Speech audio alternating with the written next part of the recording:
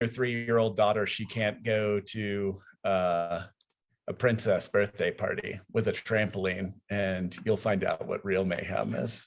No, that's what we do. You know, when you're young and a parent, that's your 3-year-old daughter she can't go to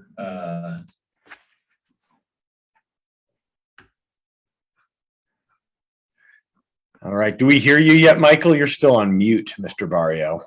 I am on mute. Okay, let's get started, Miles. All right, so good evening and welcome to season 2 of The Breakdown. Thanks for joining us tonight. If you haven't joined us before, The Breakdown is a monthly web series that focuses on everything housing here in Santa Fe and across the great state of New Mexico. So don't forget to visit our YouTube channel and like, subscribe, and share tonight's episode, which will be live first thing after the broadcast tonight. So a little bit about me. My name is Michael Barrio, and I'm the Executive Director for the Santa Fe Housing Action Coalition, if we haven't met before. And if you haven't heard of us, we're a broad coalition of community and stakeholders that are focused on creating and ensuring an equitable and accessible housing landscape for all Santa Feans. Basically, all that means is that we focus on research, technical expertise, community education, and advocacy for better policy. That is what we are here for. That's what we do, and that's my day job. And I'm also your host. So tonight's episode is kind of a special episode because tonight we're going to talk about the crisis in general and then discuss a plan of action that the Santa Fe Housing Action Coalition has actually proposed to city leaders to address the housing crisis in the immediate future, which is exactly what we need and what we're looking for. So as the housing crisis, as everyone knows, in Santa Fe continues to grow, it does appear as though our leadership, some at least, and wider communities are aware of the severity of the issue and the importance of finding and implementing approaches and solutions that can address it right now, but also in the future. Santa Fe is still the most expensive in the city, most expensive city to live in New Mexico. If you didn't know, one of the poorest states in the nation, by the way, where median home prices have shot up to over $575,000. We have almost no rentals in the city. Vacancy rates have been below 5% since 2014, which also led to over a 46% increase in rents between 2014 and now. And what very few rentals we do have are too expensive for working families anyway. So what we've watched happen over the past decade is Santa Fe's high cost of housing and commercial space is pushing our workforce out of the city. In fact, a recent report from the Santa Fe Association of Realtors, housing report, noted that 37.8% of people who work in Santa Fe actually don't live here. And that's scary considering that people spend their money where they live and not where they work. The Santa Fe Area Realtors report also noted that in 2021, home prices and rental rates continued to go up while the city continued to struggle with historic record low inventories in the housing market. And I mean really historic. On top of that, it's interesting to note that 65% of Santa Fe residents can't afford to purchase a market rate home, and half of renters are considered cost burdened. So this is what I mean when we talk about a housing crisis in Santa Fe. It's not an anecdote, it's fact. I mean, I'm looking at reports and data from the realtors, the home builders, Chainbreaker, Coalition to End Homelessness, on and on. We are experiencing a housing crisis, and that's a fact. I feel what we're really watching here actually is the foundation and human infrastructure of our communities continue to struggle and then become displaced through this growing crisis. I mean, these are our teachers, servers, state employees, artists, small business owners, and more. And I know all of that sounds grim. I know that, and it should, because it is. But we can do something now. So this year, the Santa Fe Housing Action Coalition has crafted what's basically a roadmap for addressing the housing crisis. And I'm really happy to have some of my favorites and members of the coalitions on the show tonight. So tonight, I would like to introduce, I'm going to introduce her first, even though she's not here. She's going to join us in about 15, 20 minutes. But Alexandra Ladd, the Affordable Housing Director over at the City of Santa Fe. Daniel Werwath, Acting Executive Director of the New Mexico Housing Trust, and Miles Conway, the Executive Officer of the Santa Fe Area Home Builders Association. So thank you guys for being here. I guess I just want to start by setting the stage a little bit. So let's start with this. This year, our focus as a coalition is on 3 specific areas. 1, we want to dramatically increase the production of new housing at all income levels, obviously with a focus on below market rate housing. We want to increase protections and resources for the housing insecure. And 3, we want to increase land zoned appropriately for affordable housing creation. That's a problem. So the work we've been doing, the advocacy, the community education, the policy efforts, has been to help position the city leadership to implement positive and sustainable change for the housing landscape in Santa Fe, which we know we desperately need. So tonight, as I said, I have Alexander, Daniel, and Miles with me to talk about what it means when we talk about each of those things. So what it means when we talk about increasing the production of new housing. And that includes identifying recurring funding for the Affordable Housing Trust Fund, right? What we mean when we talk about increasing protections and resources for the housing insecure, and what we mean when we talk about increasing land zoned appropriately for affordable housing creation. So that is the focus of our episode tonight, and I think we can just jump right in. Let's just get started. We know we need housing, right? And we know that we really need affordable housing. What's getting in the way right now of us producing the amount of housing that we need? And what are some of the factors? We know from recent meetings that I've had and that the coalition has had with the city, that the city has shared that there are actually a lot of housing projects in the pipeline or ready to enter the pipeline. And I think at last count, I think there were something like 2,800 permitted units under construction. 239 of which were affordable. Anyway, what I'm concerned about is the percentage of affordable units as compared to the number of market rate out of the 2,800 something permitted units that are under construction. Less than 1% are affordable at 239 units. So, and I guess I digress. So again, what's getting in the way of addressing our housing needs right now? What are the contributing factors? I'll go to you first, Daniel, or was it you, Miles? Happy to jump in, happy to pass it to Miles. He is the builder representative here. I'll say a short thing, Daniel, and then you can say more about the hurdles that are in the way. Although I do think that one of the hurdles that's in the way is that it's such a big problem that when we're so paralyzed by it, that basically we tend to spend 90% of our energy talking about the problem instead of the 10% of solutions that exist. It's such a daunting task that we're like, oh, maybe we should study it again. And I think we saw that on display at some recent city meetings where they were, they're pretty good at getting to know, and getting to know involves kind of saying, well, maybe we need to look into this a little bit more and verify that there is in fact a housing crisis. So anyway, I think that's one paralyzing factor. And this is actually just kind of anecdotal, but I'll just throw it out there. There was a time in like the 90s when this association, long before I was here, we could afford to build affordable housing. Most of my members are, smaller builders. They just have a couple employees. And then they subcontract out to the concrete worker, the roofer, the person that does the framing of the walls, if you're using wood, which is a problem in affordability right now, using wood. But I think that the point I wanted to make was just that small scale builders, of which most of the builders in your Santa Fe region are, simply can't afford to build affordable housing. They can't put food on their own family's plates unless they're building, larger, more custom homes. So that's one barrier. There's certainly barriers in terms of the red tape involved with getting a project permitted. It's not relevant, I think, to our discussion right now. It is in a way, but the material costs are through the roof right now. Right. lumber, steel, concrete, anything, any of the primary traditional components that go into a home are very, very expensive right now. Driving up the home costs, 20% or more. So those are just two little factors.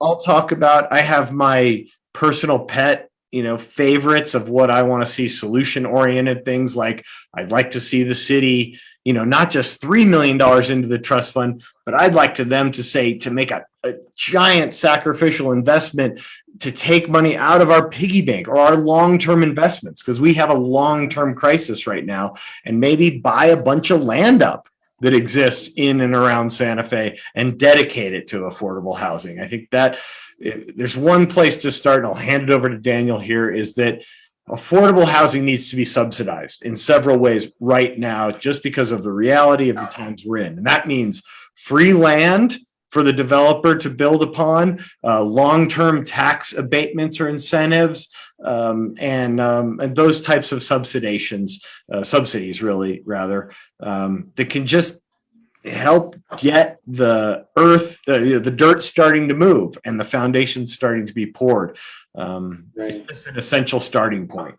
And I know you have, right before Daniel jumps in, I know that you've been working on, your association has a land use working group that has been working some recommendations that I definitely want to circle back to that are relevant to this conversation. And I think some of the stuff that Daniel's going to address is that what we're seeing, I guess, first and foremost, is that there are actually very few plots of residential land that are zoned densely enough to support modest affordability, right? And so we're seeing a sprawl, which everyone in Santa Fe says they don't want to see, on the south side of the city.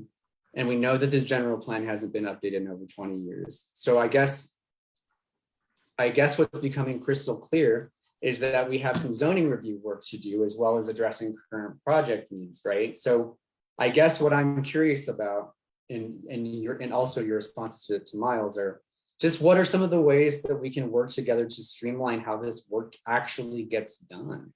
Yeah. Thanks, Michael. Thanks, Miles.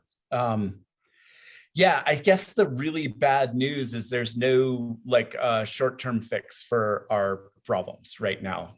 All the things that we're looking at are structural fixes that hopefully can change things 2 and 3 years down the road. And I think it's worth noting Santa Fe has a really well-developed affordable housing infrastructure. The city, since the early 1990s, has created policies and invested in affordable housing and helped support nonprofit partners like the Housing Trust and HomeWise, Habitat, to do affordable housing work. And so I think the political challenge we face is how do you do more when you're already doing a lot, right? I think it's hard politically sometimes to get people to see through that, doing a lot doesn't mean you're rising to the scope of the problem you're facing.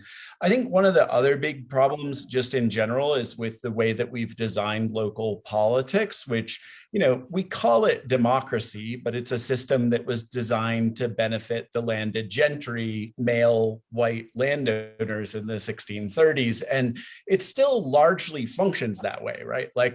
The sort of relatively, in the scheme of, say, being homeless, concerns of the housing secure have a lot more place in local government and a lot more systems for reaction and support than, say, people who are facing housing insecurity. One of the ways I sort of characterize this is when someone is displaced from Santa Fe because of housing costs, the last thing they do is write an angry letter to their city councilor. In fact, they never vote again for that city councilor or in a city council race, period, right? So it's a fairly low stakes problem if you don't look at the macro level of community cohesion, cultural diversity, economic diversity, workforce, climate change from travel, things like that, right? It just slowly erodes the community and the diversity of communities.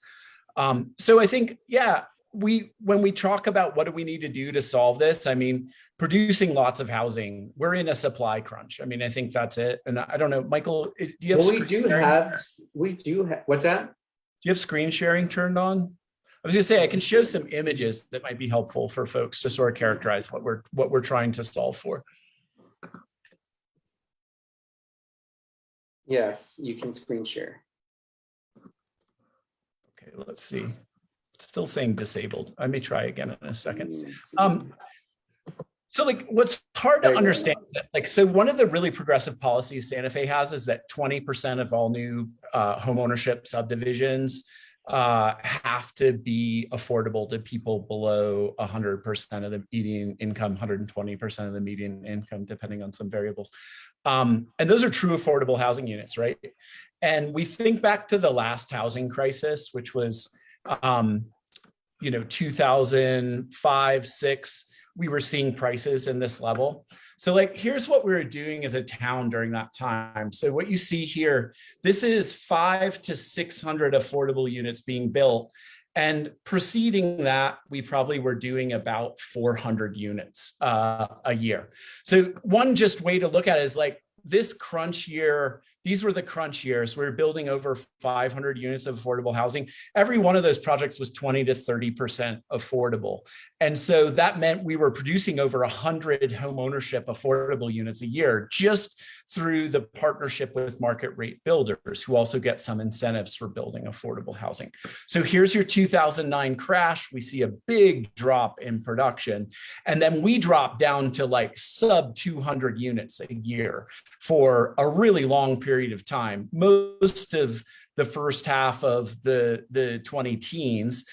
We sort of peak in 2019 with about 300 affordable units, but we look at last year, 200 or not affordable units, 300 total single family units. Last year, 240 single family units, assume 20% affordability, that's 48 affordable units. That's less than half the affordability that we were creating. So there's just a raw numbers problem that we're not building enough housing.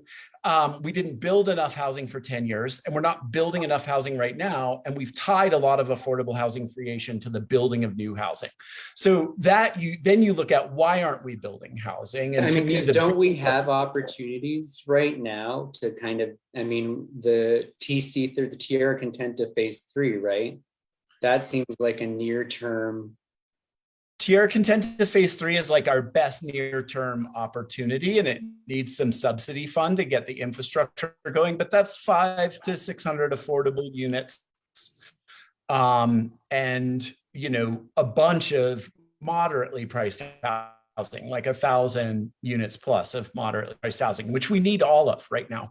I think another thing that's really interesting about this graph, you hear a lot in the conversation about affordable housing. We should stop building new housing because it's really expensive.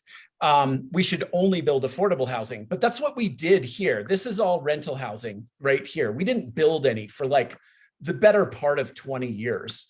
And we only built affordable housing. And this is what it looks like: 90 a year, 30 a year, 70 a year, 60 a year.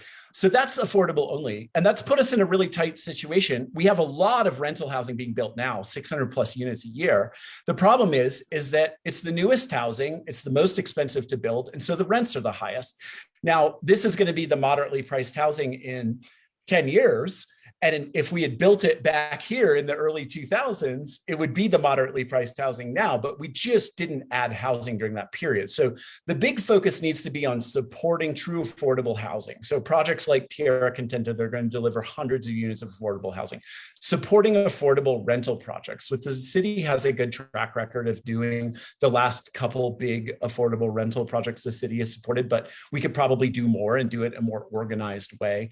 And then ultimately it's the zoning issue, right? Like, so if you think about the underlying issue here, which is like over half the residential land in Santa Fe is zoned 1 unit per acre. That's never going to be anything but luxury housing, right? And a developer's incentive when they build on a 1 acre lot is to build the most expensive house they can, because they only have one house to make all their profit. Whereas if you have higher density zoning, your incentive is to build more units at a more moderate price point, right? And so when we talk about density and zoning, it's like, the reason we talk about zoning is because I can't change supply chains. I can't change the cost of a piece of lumber. A city can't, even a state can't, right? But what a city can change, what we can change politically, is how many units of housing we get to put on a given piece of land, how much we can spread those fixed costs of land and infrastructure and financing out across more units. And that's an important lever. It's also important for climate change. It's important for, neighborhood amenities. It's important for public transportation. And the problem we're doing now is we have a zoning framework that's over 20 years old, doesn't contemplate our current situation. Almost every affordable housing project, and almost every affordable housing project in the last 5 or 7 years has had to go through a rezoning process, which takes more than a year and tens of thousands of dollars and introduces a lot of delay and uncertainty into affordable housing. And then, so we really just need to have the community conversation, because what I'm worried about more is I think increasingly we're seeing really, really divisive conversations around affordable housing. And it's because we're trying to solve community values issues about growth and land use in the context of a development that can't answer any of those questions. So we have these divisive fights over developments. Is this affordable enough? Is new housing more important than views? Should lower income people have access to every part of the city? We have these values conversations that are wrapped in land use approvals, and they're not the right place to answer those questions. And frankly, I feel like they're tearing our community apart at a cultural level.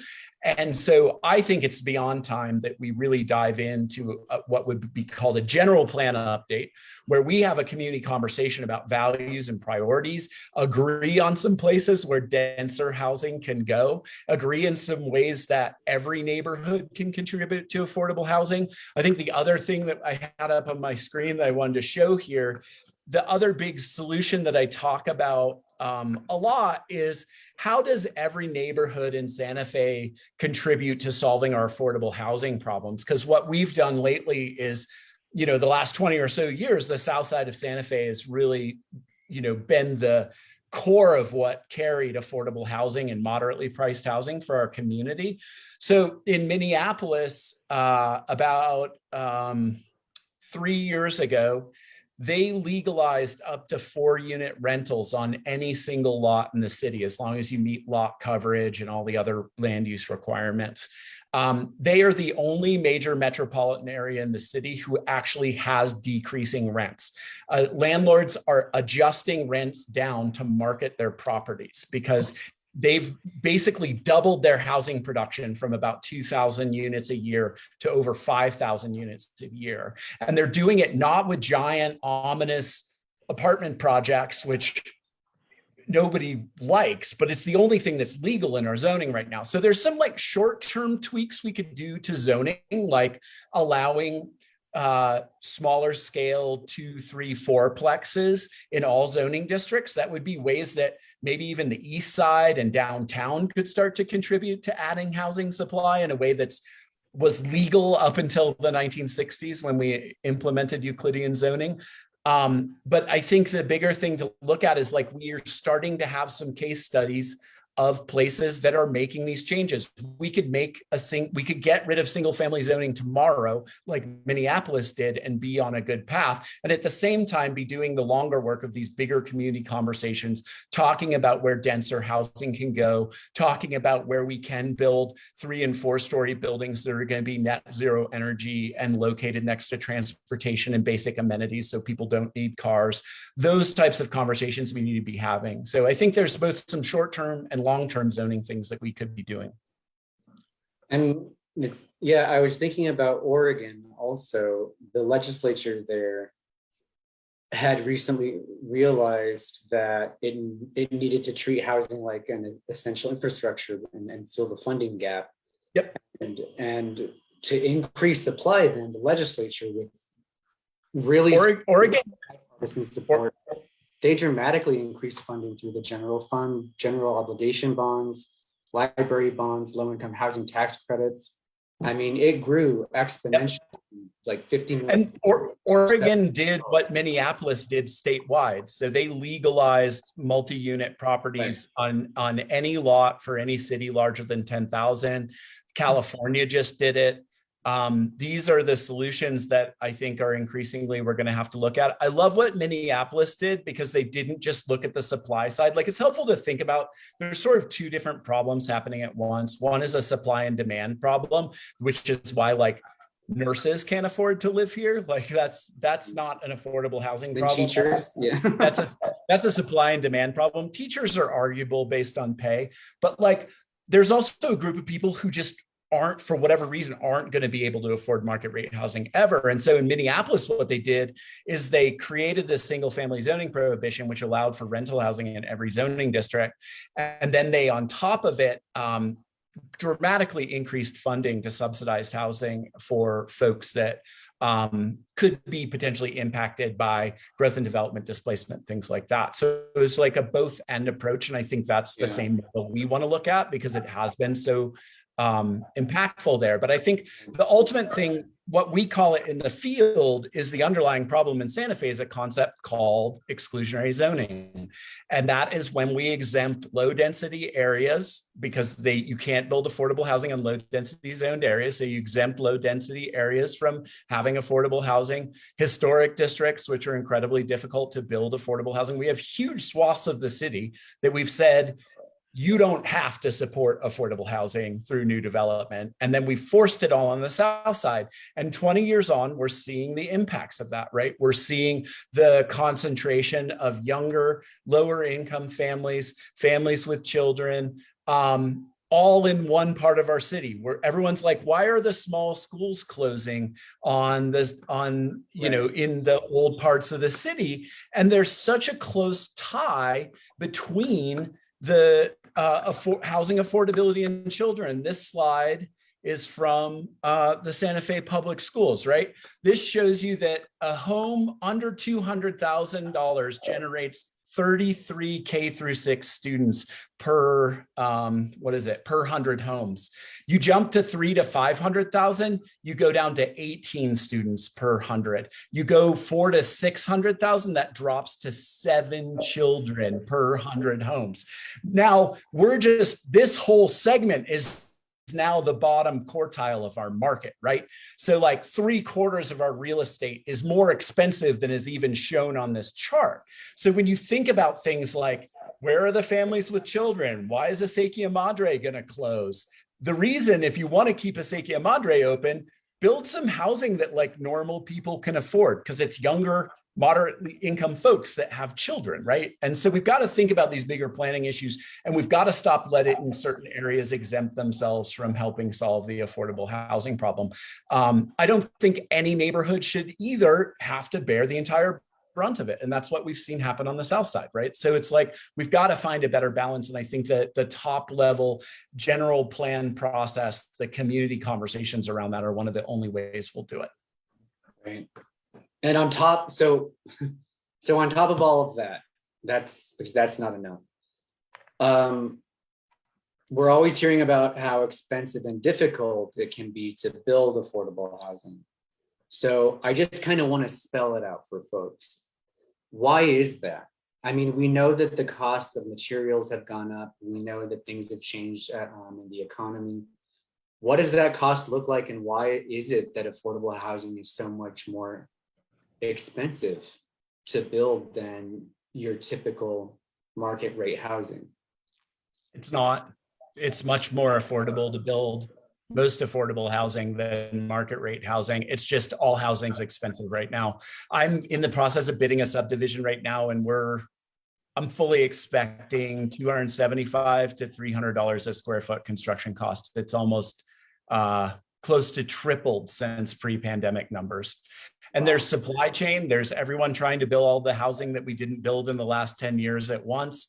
We lost a lot of people from the industry, subcontractors, things like that after the 2009 crash. It's a perfect storm of problems right now.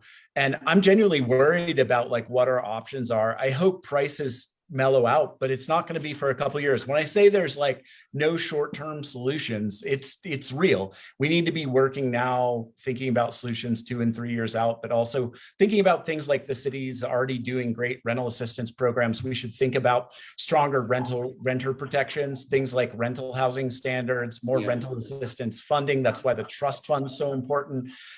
We've just got to help people hold on until we can get things stabilized and get more affordable home ownership options coming in, because that's when you really fix people's housing insecurity long-term, you reverse structural inequities around access to wealth.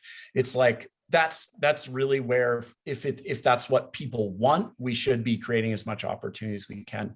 I think we should also let Alexandra chime in. Yeah, I was gonna ask Alexander, talking about money, money and funding are always the big issues, right? So the coalition has been advocating for dedicated and permanent funding from the City of Santa Fe's Affordable Housing Trust Fund. And actually, at the end of 2020, we undertook some research and produced a document that outlines how the trust fund could be funded in the short, medium, and long term.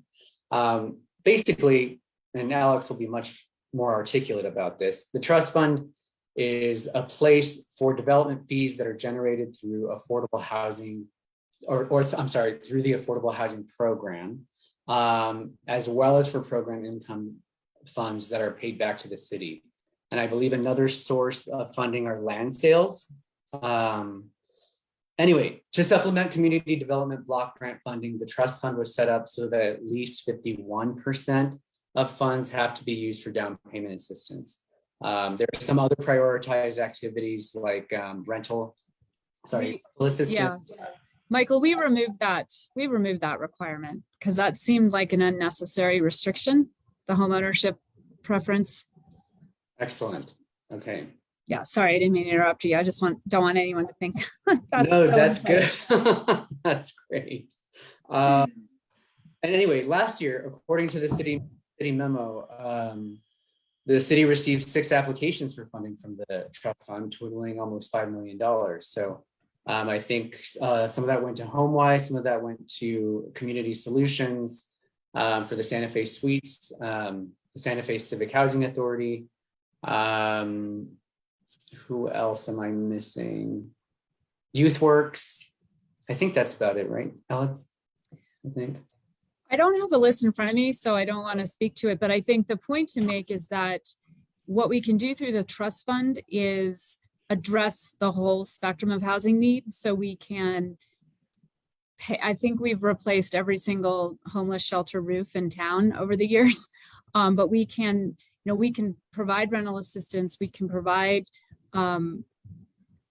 capital support for construction projects, for rehab, home ownership assistance through down payment, mortgage principal reduction, financial products, and as well as home repair loans. So we can kind of cover the bases, because really it doesn't matter how good we are at serving one part of the housing need. If we're not serving everybody, it at the end of the day doesn't really matter, right?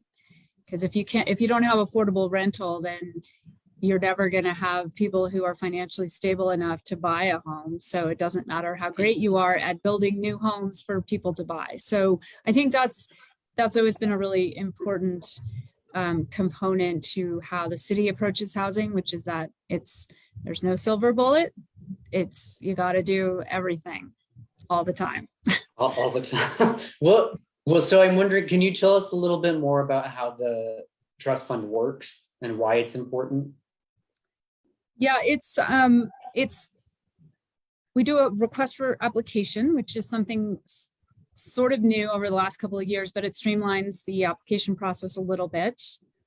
And then the Community Development Commission, which is an advisory committee, reviews applications and makes a funding recommendation to either the governing body or the city manager, depending on the amount of the project. So there's an entire section in our code devoted to all the eligible uses and who's eligible to apply for the funds. But it is, at the end of the day, has to be compliant with state law, with the New Mexico Affordable Housing Act, which provides an exemption to the anti-donation clause. One way that trust funds cannot be used is for any kind of administrative support or any services. So it can be used to operate housing, but it can't be used to bring in somebody to provide a group counseling session. So that's an important distinction. And luckily we're able to fill in some of those holes with our CDBG grant, because those are eligible uses, limited uses. So that's something to keep in mind, that the use of funds is supposed to really leverage investment in affordable housing. So the city also requires that for every $1 of trust funds, the applicant demonstrates a commitment of $3 additional, either from their own organizational resources or from another outside source that's committed to the project because of the city's commitment. So that's another way to look at it. You know, we try to get away from kind of this idea that, oh, as long as we save one life at a time, we're doing a great job. You know, this is about actually leveraging investment and changing the whole landscape and trying to address some of the causes of our affordable housing crisis and why people can't afford housing. Yeah. Well, thank you for that. I think, well, before I ask this question, go ahead, Daniel. I was just going to add, you know, I work for 2 organizations that have submitted proposals that were awarded funds through the trust fund. And I could just speak to some of the more detail around it, just to say that, one, it's a really innovative mechanism. Like, the city of Santa Fe is really advanced for having this tool. They solicit multiple times a year. They say, these are our problems, propose an idea to solve it, right? Like, it's actually one of the shining bright spots of government, I think, for us in terms of the approach, right? It's like, it's really innovative. It awards the best projects. And it makes us as nonprofits compete and try and come up with better ideas, right? That to me is really innovative. I think a great example, it's also overseen, the recommendations for funding are overseen by a community committee called the Community Development Commission. So it sort of has a community oversight role built into it as well, which is another like really innovative thing and a thing we ask for a lot in local government. I feel like we talk a lot about what government doesn't do, but it's really important to like highlight the things that work really good in government. You've probably never heard about the Affordable Housing Trust Fund because it works really well. It's never been controversial. It just does like bread and butter affordable housing work, right? So the New Mexican will never write about it. But I mean, the bigger thing, a great example is like, so the 2 programs we're operating, we have 3 trust fund programs operating right now. One was early on, the city on the Seiler Yard project, which is a 65 unit, $19 million affordable housing project we just completed construction on. The city committed a piece of land and a few $100,000 from the trust fund that were enough for us to go and win an $11 million grant, right? It showed that we had enough skin in the game from the local government to score high enough to win the subsidy, right? So that's an example of leverage. The other things that they're investing on, so like the trust fund is helping to pay for the project management of 2 affordable home ownership subdivisions that we're building right now. It's helped covering our admin costs for paying people to manage these construction projects, right? And that to me is like, that's great to go to a board and say, look, we can take on this project. We've got some support from the city to pay the people to manage the day-to-day, the specialties, the consultants, things like that. The other one that we're running is a down payment assistance program at the Housing Trust. We have right now an award of $500,000 to provide up to $50,000 of no interest down payment assistance for people who make less than 120% of the median income. So we give people, I call them like rich uncle loans, right? So basically we give you 30 grand, you get to take that to the closing table like it's your own money. We take back a second mortgage down the road. When you sell that house, we recapture that money, recycle it. And that's the other really important part about the trust fund. A lot of the resources in the trust fund are recaptured and recycled down the road. And so every year we put money into there, the asset base grows and grows and grows. And the city really should be commended because the last 2 years in a row, they've put $3 million a year into the trust fund from the general fund. And that's a really huge investment in housing for the community and shouldn't be overlooked. We're hoping to eventually find a permanent reoccurring source.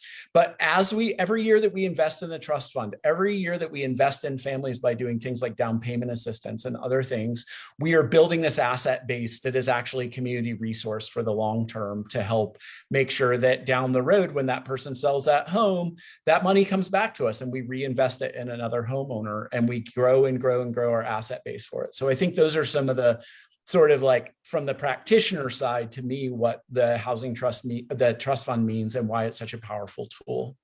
Right. And I also, think anyone can apply for it, not just nonprofits. Yeah. Like a for-profit builder Miles, could, if they wanted to, propose an affordable housing project that leverages that funding. It's open to everyone to access. So I think that's another really cool part about it. Yeah, I think that's an interesting point because of a discussion I had recently. We're a builder, a contractor here in Santa Fe, built a home. They were the subcontractor or the contractor to build the home for one of the local nonprofits.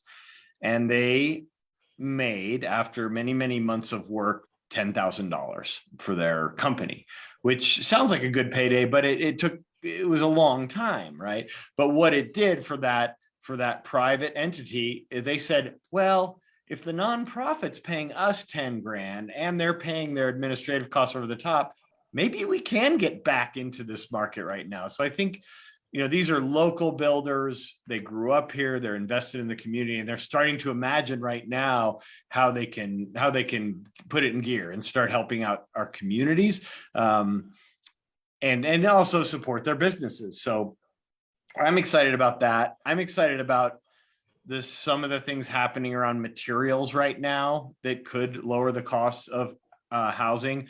I would like to actually maybe to have Alexander, before I mention that, maybe to talk more about the city's land, the program where the city puts land onto the market and then people can bid for those projects. Because the reason I'm excited about the Alto Street project, it was very small, small footprint and all that, 5 units ish, something like that. But what excited me about it was the model, which was Habitat for Humanity is building it. Habitat for Humanity is one of the few organizations now that could potentially build out of Adobe, a very affordable material, but a lot of labor involved and a lot of time, because you can only build a few layers of your Adobe house before you got to let it dry. And then you got to come back the next day. That's not in the model of a lot of builders right now. They're like, all right, it's wall day.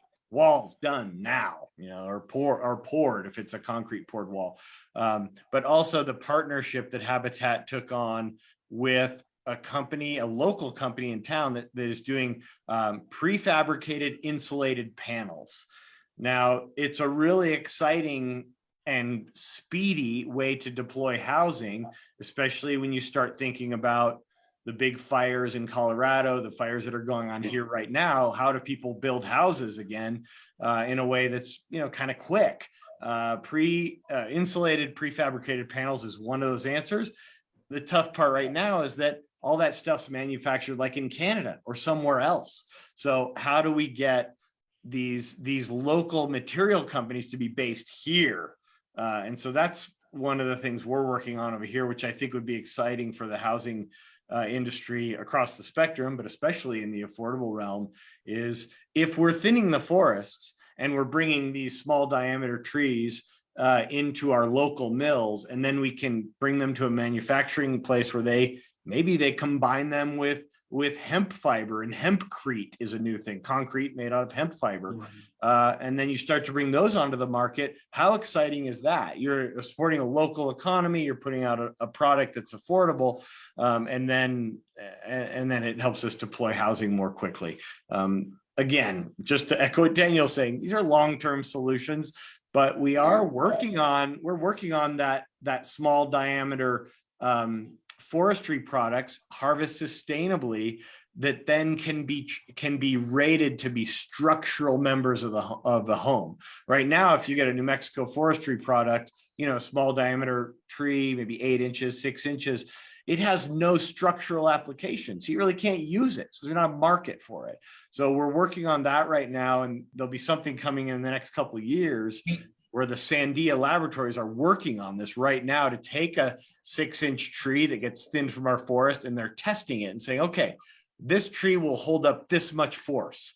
And then, so now that tree can actually be used as a structural member of the housing process. So I just threw a slew of things out there, but these are things I'm excited about. We do need kind of some enthusiasm as well, and a bunch of land.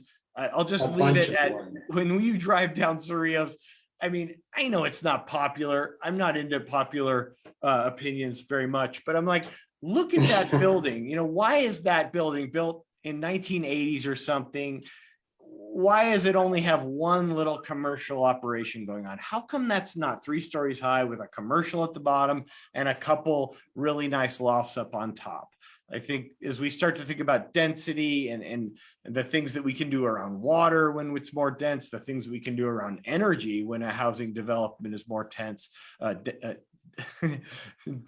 not it's intense too, but dense, then that gets us exciting. Last story, there in 1970-ish, a bunch of kids, hippie kids came out here from Chicago, and they were able to buy on the east side of Santa Fe a piece of property.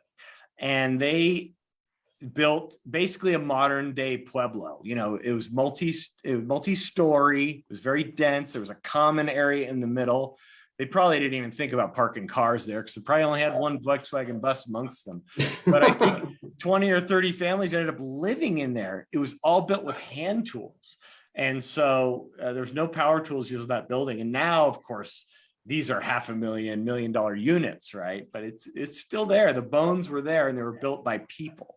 So I just think that goes back to what Daniel was saying about zoning, that you couldn't build that in Santa Fe right now. You literally couldn't, it'd be illegal to say, hey, we want to permit something like this. And I think that it would just be really difficult on the east side or any neighborhood really to envision this funky kind of, you know, very edgy looking, but I don't know if it's edgy is the word. It's more like a ancient historical look to it. You know, I would like to see that kind of enthusiasm out of our elected officials to say, we want to, you know, we know we need density. We know we need height. How can we do it? You know, how can we have our cake and eat it too? You know, that we can have something that really looks like Santa Fe, that feels like Santa Fe, but takes us in a new direction of density and height. And hopefully in a way that we get to use some of those traditional materials. It comes to Adobe, you know, really the habitat model, or unless you have a lot of friends in the neighborhood, it's the only way you can build a house like that, because you need a lot of labor, and labor is very expensive. So anyway, and there's no ideas there, I guess, no completed thoughts. Just I've got one idea. I think you guys need to make a Legalize Vegas bumper sticker for the we are gonna legalize Vegas. So just to unpack that a little bit more for folks listening, right now, if your house was built after 2003 and you're looking up at the Vegas, there's probably a 99% chance that those Vegas are actually not holding up the roof. They build a second roof on top of it, and it takes more lumber, it takes more materials, and the Vegas become aesthetic. But if you're in a home that is an older Santa Fe home, those Vegas are actually holding up something. There's probably a good chance they came out of a New Mexico forest too. Back then, was it sustainably harvested? Hard to say, but we're working on that right now. I'll just mention, people should go over to the website, Verified Source Good Wood. The woman heading up this effort is named Rachel Wood. You know, she was born to it, obviously, with a name like that, but they're working with local mills in New Mexico and the Sandia laboratories to start to rate the lumber that comes out of our forest to be structural and have a structural integrity. That has a lot of wins involved in it. And especially when you're looking at the plume of smoke right now and thinking, gosh, if only we had thinned that forest a little better so that it could be more resilient, it wouldn't have lit on fire. A lot of local people in Las Vegas right now saying, you know what, you used to let us go into the woods and harvest this lumber, and now you've made it impossible for us. So anyway, a lot of pieces to put together there, but an excellent project for the future.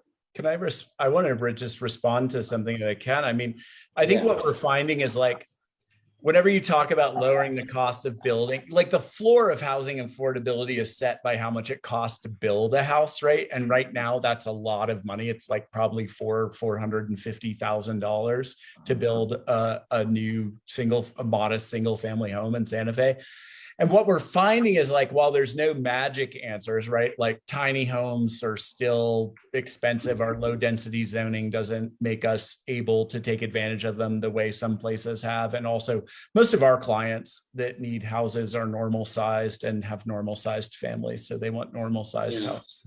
But what we're finding is, with the higher cost, now new things that used to be out of reach, Yeah. now in reach. So we're looking at things like ICFs, things like recycled wood. ICFs are insulated concrete forms where you stack like blocks and backfill with cement. It's not the most ecologically sensitive because it still has a lot of cement, but I think that is the next frontier too of sustainability we really have to talk about. So like Siler Yard, we just finished building. It has a HERS rating of -10, which means that it actually generates more energy than it consumes on paper.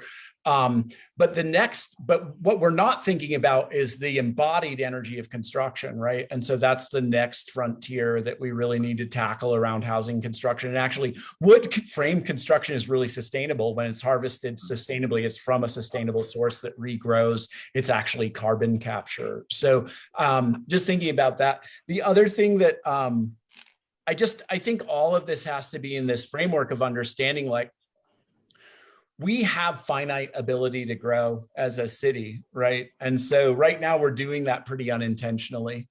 And I think really what all of us want to see is like a more intentional approach to growth and development that thinks about energy, that thinks about water, that thinks about equitable access to jobs and social infrastructure for all residents.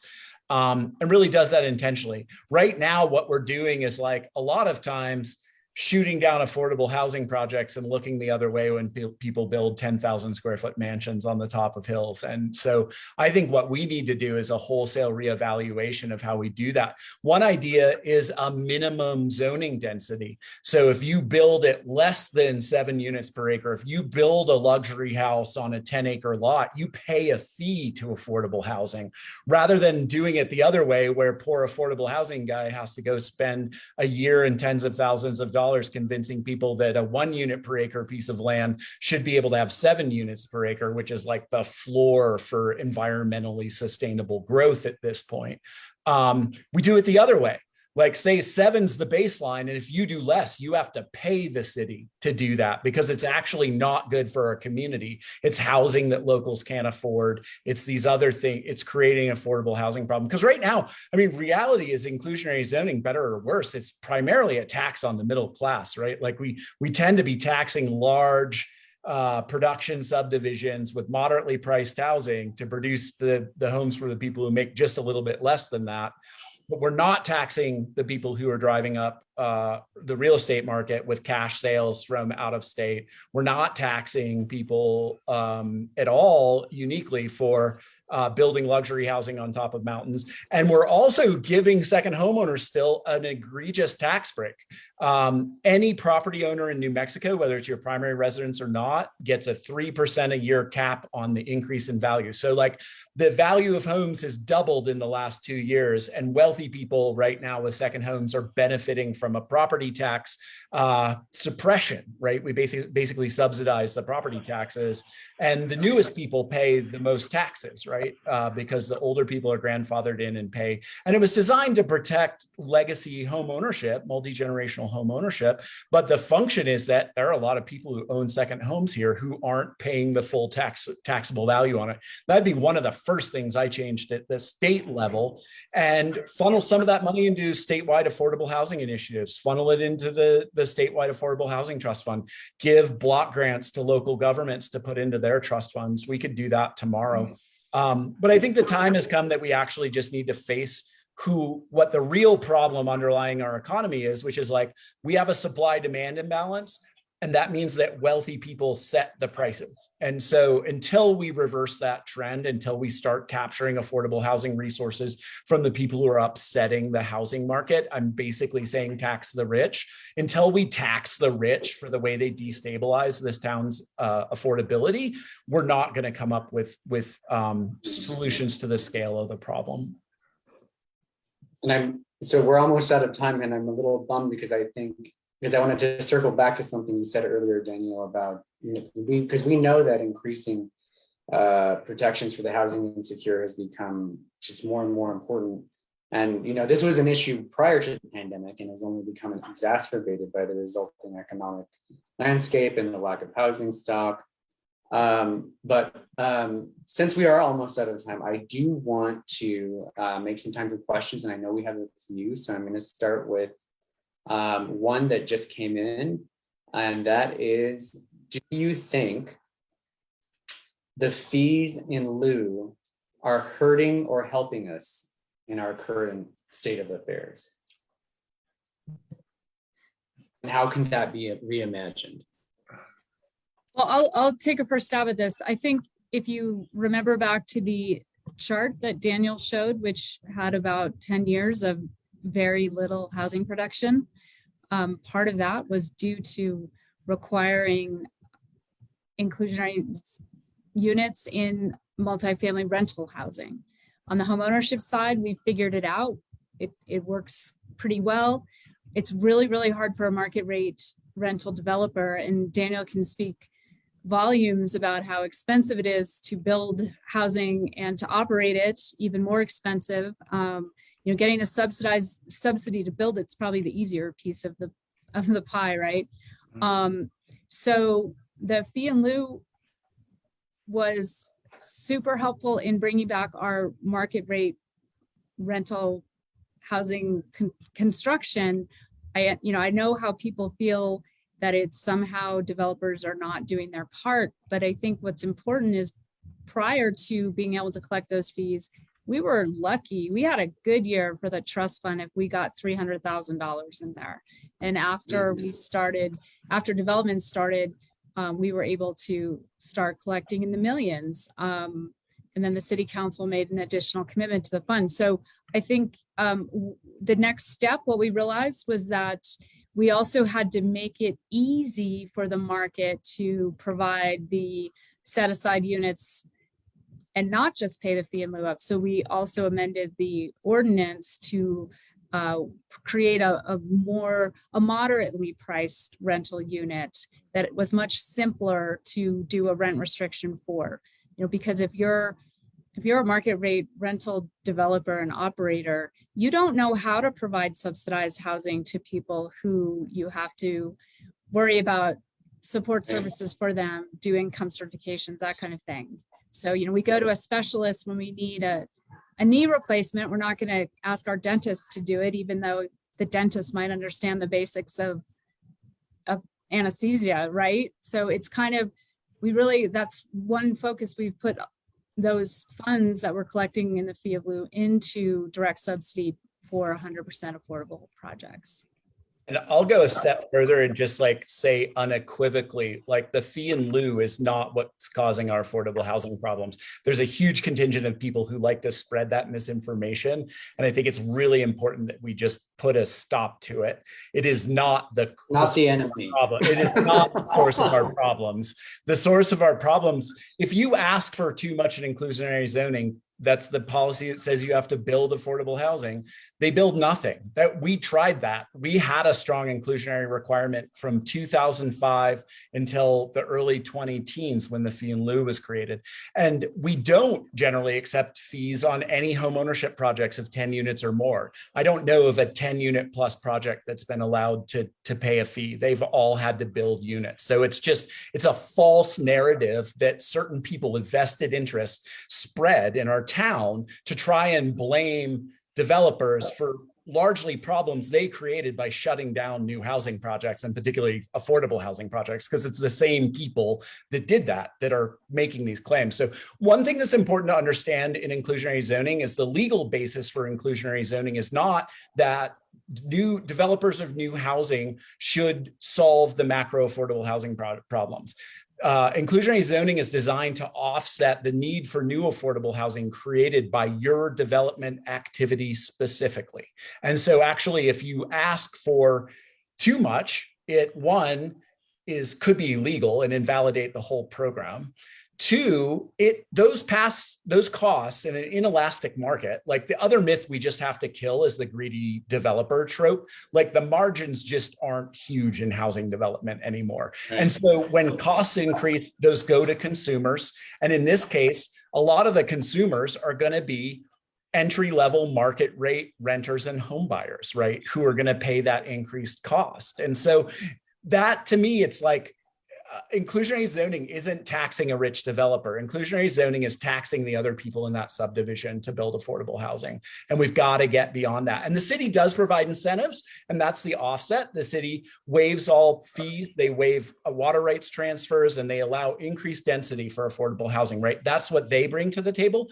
But if you don't offset that ask, which we can't do very well for rental housing, and it does cost quite a bit to build. Yeah, I mean, Seiler Yard would be $2,000 a month if I needed to finance it through a bank without subsidy. That's what the rent would be to cover the hard cost of construction.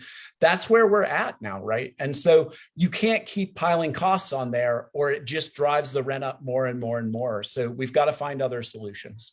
I love what Rachel Thompson's saying over here on the Yeah. Facebook chat, Michael, and I can see Yeah. there's a lot of comments. I can't tell which ones you hid. They must So be well, one of really the questions, hasty. yeah, one of the questions that she asks is, well, she's talking about. Yeah, I'll read it. How will these approaches to zoning for more density ever get through the governing body? I think that's a good call to action there. I think that we need people in the community to encourage our elected officials to sacrifice some political capital here. Who wants to be on city council forever? That looks like a really rough job. I think there needs to be some unpopular or controversial decisions that the council needs to make, and we as the people of Santa Fe that are watching it, the character of Santa Fe that we really love, that we want to be here to experience, just need to keep being vocal. The most vocal people tend to be the people that maybe perhaps don't want to see some of these really kind of controversial decisions made, like to change the zoning stuff. So I think we should. I think that's just a call to action for Rachel Thompson out there. We need to be making our elected officials know that this is urgent, and we would need to do it now. And then I forgot what Rachel had another comment on there that I thought was interesting. You can read it if you see it there, Michael. I can't find it again. Well, there is one more question I want to ask from Rachel. I want to go to our audience here. Nancy, Tana, Miguel, did you have any questions?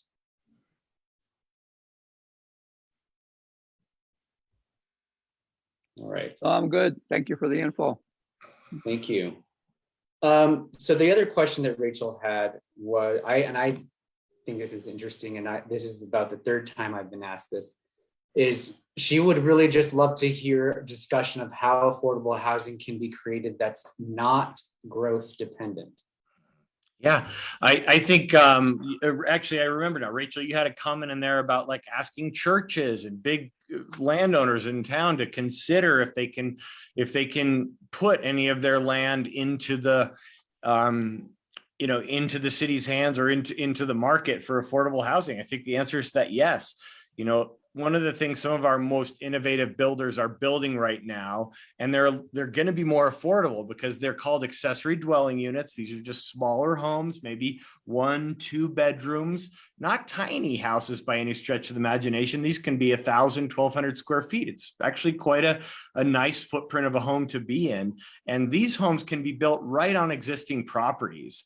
And I think and also for a landowner or a homeowner, if you have a larger piece of land in Santa Fe that you can envision, I don't need that little section here. That can be an income generator for your family. And in lots of situations, the builder would kind of meet you halfway, figure out the financing, so you could build a small rental unit on your housing, could become income for you, and then and be something that really is not growth oriented, meaning, well, I hope I'm answering Rachel's question right, like not sprawl related, but just sort of tucking us in a little bit more snugly here into Santa Fe for more walkability in our existing neighborhoods. And sustainability. Certainly is sustainability.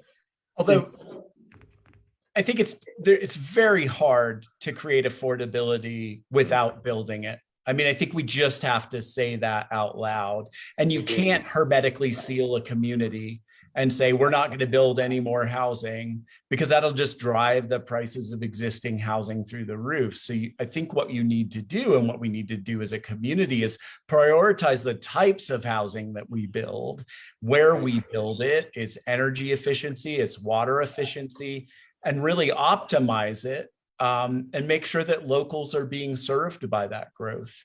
Because to me, like, there's going to be a certain amount of population growth no matter what. So you have to grow within those bounds. And there's a lot of opportunity to grow sustainably, right? Like net zero energy development, very low water use development, like multifamily housing. In fact, like the least popular types of growth that most people fight back against are the most energy and water efficient. Apartments are the most energy and water efficient types of housing we could add.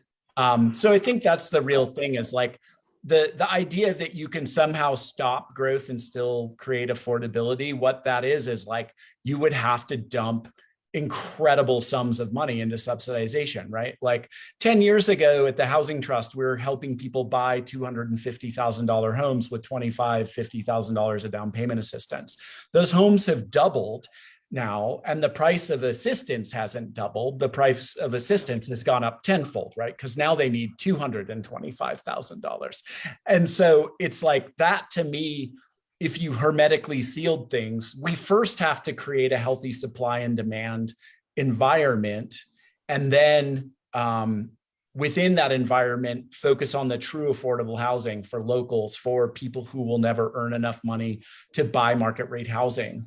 But as long as we let the supply and demand part be deeply out of balance, which it is now, I think we really need to think about, like, just how do we ensure abundant housing, enough housing for everyone, in terms of, the across the income spectrums, because right now the problem's bigger than it needs to be, right? The affordability, our home prices have gone up almost, 75%. Right. Just a quick shout out over here for About Water. It's coming up. It's free. If you're asking your the question, how can we possibly grow? Where's the water coming from? You just enter with a Santa Fe zip code, and yeah, Next Generation Water Summit, part of the. It's part of it, and it's also one of those, the false narratives around water being an inhibiting factor to creating housing. But so, go ahead, Daniel. Sorry. Oh, I was just going to say, there's a couple comments in the Tanya Morrow. Tanya, yeah. Tanya, the wood. This is a good question. So I think I want to be honest with you. Really cool stuff sometimes tends to be in a more expensive house, like solar panels. It started as but now it's really accessible. So the long-term goal of the Good Wood program is definitely to have sustainably sourced, responsibly sourced local timber to help thin the forests, and then bring them into houses as vigas, as latias, as other structural members inside a home. Will Mammoth Mill up in Angel Fire be producing the kind of vigas that are really going to end up into affordable housing development right away? Possibly not. I'll just be honest with you. It might end up starting out in kind of those higher scale, costlier homes. But at the same time, it's going to support local economies. Once we get it to an economy of scale, and we have a lot of forest to thin. I'll just be very honest with you. We for decades and generations, we suppressed fire, and now we have fires that are not managed, quite honestly, the way that the indigenous population used to manage forests better than we have in the last 100 years. So there's a lot of opportunity there, and it really very much could be for a modestly priced or affordable home. Right. Thank you, Miles. So before I wrap this up, I just want to say I absolutely 100% agree that there is a tremendous opportunity for education issues around all of these issues. You can probably hear my son crying. But I just want to circle back to, I just want to recap. What are some of the solutions that we can get at right now? So we know the Zoning. coalition is wanting Let's to do that.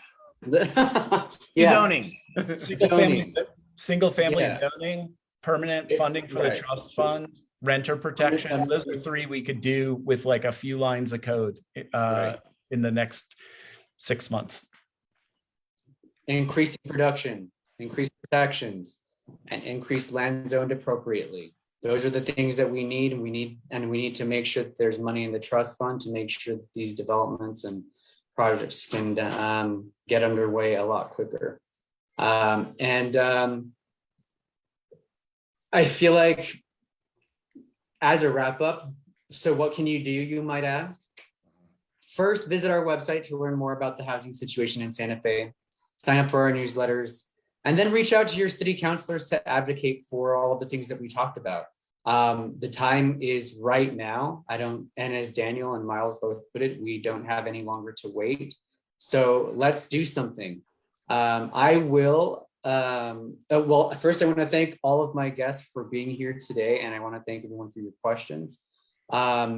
Tonight, by the morning at the earliest or at the latest, this episode will be available on our YouTube channel, and there will also be communicate with your